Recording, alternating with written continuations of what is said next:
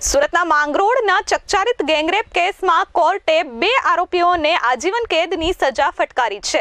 કોસંબામાં road પર નવરાત્રી દરમિયાન મિત્ર સાથે બેસેલી સગીરા સાથે 3 ઇસમોએ દુષ્કર્મ આચર્યું હતું। આ કેસમાં એક આરોપીનું મોત નીપજ્યું હતું, જ્યારે 2 આરોપીઓને કોર્ટે આજીવન કેદની સજા ફટકારી છે। આ સાથે નામદાર કોર્ટે આરોપીઓને 5000નો દંડ ફટકાર્યો છે અને પીડિતાને 10 લાખની સહાય આપવામાં આવી છે।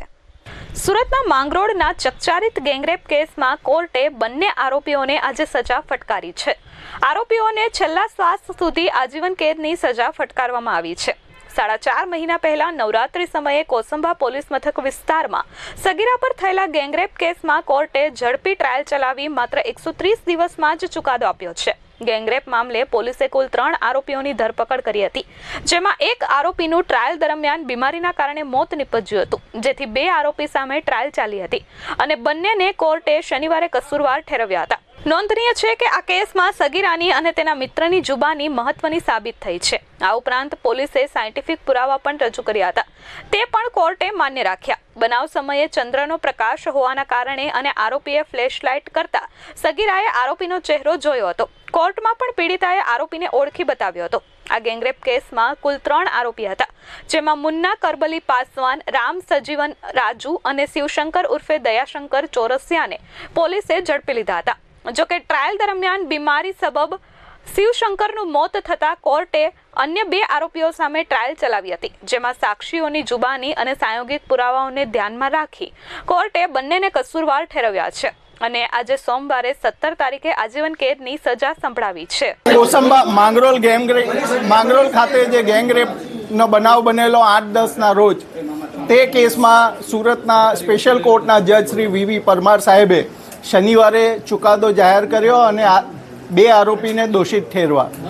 સજા બાબતનો ચુકાદો પેન્ડિંગ રાખવામાં આવેલો હતો। બંને પક્ષની દલીલો પૂર્ણ થયા બાદ આજે નામદાર કોર્ટના ન્યાયાધીશ શ્રી પરમાર સાહેબે ચુકાદો જાહેર કર્યો છે। તે પ્રમાણે BNSની કલમ 72 એટલે ગેંગરેપના ગુનામાં બંને આરોપીને આજીવન કેદની સજા ફટકારી છે તથા 5000નો દંડ કર્યો છે।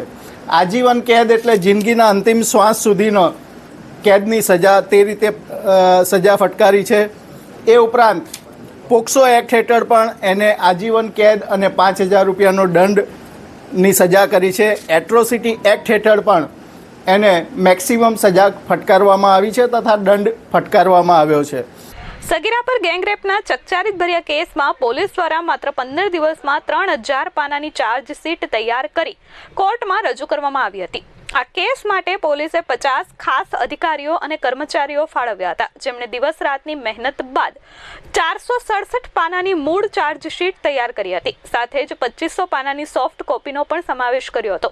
ચાર્જશીટમાં 60 સાક્ષીના નોંધાયેલા નિવેદનો અને મજબૂત પુરાવાઓનો સમાવેશ કરવામાં આવ્યો હતો, જેમાં medical reports, scientific reports, mobile data અને સ્પેક્ટ્રોગ્રાફી પુરાવાઓ સામેલ થયા છે।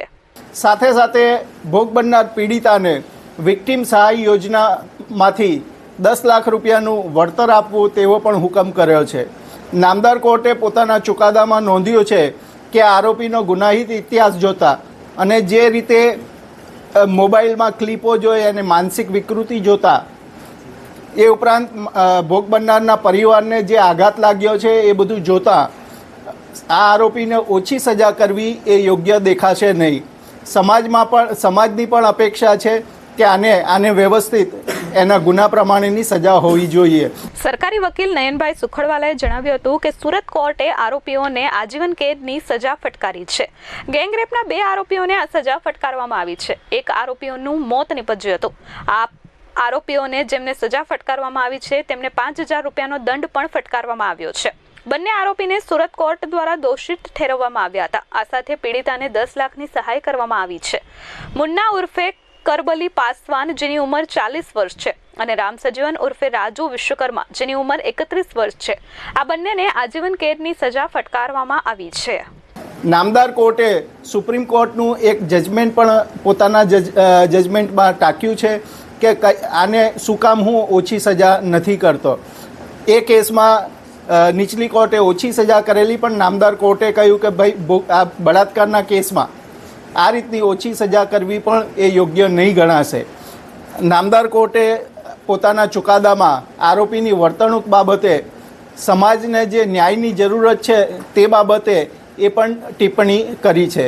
કુલ લગભગ 525થી ઉપર પાનાનું નામદાર કોર્ટે આજે જજમેન્ટ જાહેર કર્યું છે.